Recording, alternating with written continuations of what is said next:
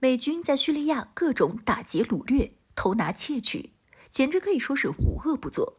现在，美军居然把目标盯上了中国援助给叙利亚的物资。来看详细情况。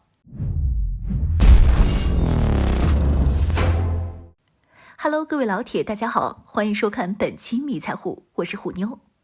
偷窃小麦、偷窃石油，这些年号称民主国家的美国，在叙利亚地区无恶不作，除了杀人放火，还盗抢物资，活脱脱一帮土匪。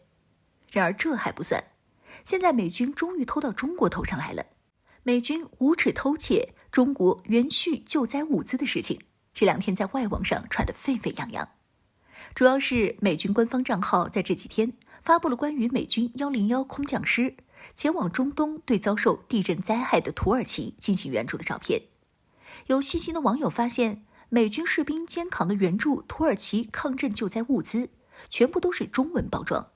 印有中文应急救灾一套等字样。美军还在声明中夸赞自己的救灾功劳，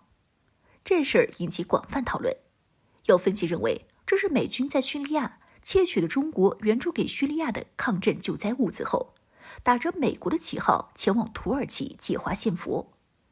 不过在越来越多质疑声中，美军并不回应这一问题，保持沉默。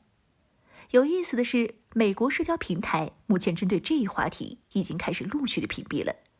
像美军扛着中国救灾物资的那一张照片，则直接将其屏蔽，并且声称该照片内容敏感。所以说，美方封锁消息的举动再次证明其言论自由的可笑，也说明网友十有八九猜的就是真的，不然美方不会这么敏感。而且中国出口产品都是英文标识或者中英文标识，这个是中文标识，肯定是国内援助叙利亚的被盗物资。叙利亚和土耳其在2月份遭到了破坏力非常巨大的地震灾害，土叙双方死亡人数数万，伤员和丧失家园者不计其数。当然，在灾害发生后，我国第一时间向土耳其和叙利亚捐赠了大量救灾物资，并且派遣了救援队前往土耳其进行救援，而叙利亚就没有这么多支援了。主要是因为叙利亚内战尚未结束，国家处于分裂状态，战火不断。即便是叙利亚发生了如此严重的地震灾害，美国还是厚颜无耻地继续保持对叙利亚进行制裁。但是在后续国际舆论的谴责下，美国才暂时放宽对叙利亚的制裁措施，为期半年。而美国偷叙利亚物资也不是一次两次了，因为叙利亚内战爆发后，美国便光明正大武装军援叙利亚反对派，并且在叙利亚地区非法驻军。美国最高将领参谋长联席会议主席米利上将还在近期窜访了叙利亚东北部北军基地，大言不惭地称从叙利亚撤军将威胁美国及盟友的安全。对于他这一无耻行为，中国外交部表示，美国非法介入叙利亚危机有关军事行动，导致大量无辜平民丧生，造成严重的人道主义灾难。美国应该立即结束在叙利亚的非法驻军和掠夺行径。所以说，因为叙利亚有美国的驻军和其扶持的反对派力量，他们目前控制了叙利亚东北部大片土地和叙利亚主要油田和部分粮食产地，所以美军在叙利亚偷到东西就显得非常方便。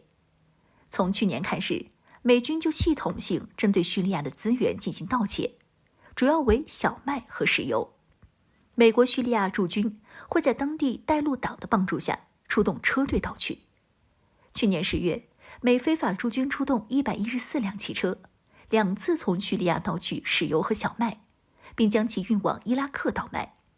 叙利亚也在联合国告状称，自从2011年爆发叙利亚内战后，美国盗取的叙利亚物资的价值总额超过1000亿美元，这是一个触目惊心的数字。但是碍于美国的威胁，目前并没有针对这一事件遭受过处罚。更讽刺的是，今年2月初，在土叙地震发生前3个星期，美军再次持续偷盗叙利亚石油和小麦资源。这下是出动50至60辆油罐卡车和运输车，将大批叙利亚物资运往伊拉克倒卖。因此，美军偷盗中国援助叙利亚的救灾物资的举动也不会出人意料了。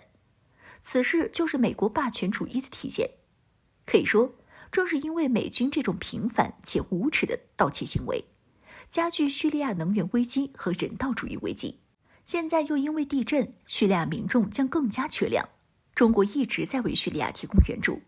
旨在缓解叙利亚人民的困境，包括提供大量的医疗物资、食品、建设住房、修复基础设施等。这些援助物资是由中国各界捐赠的，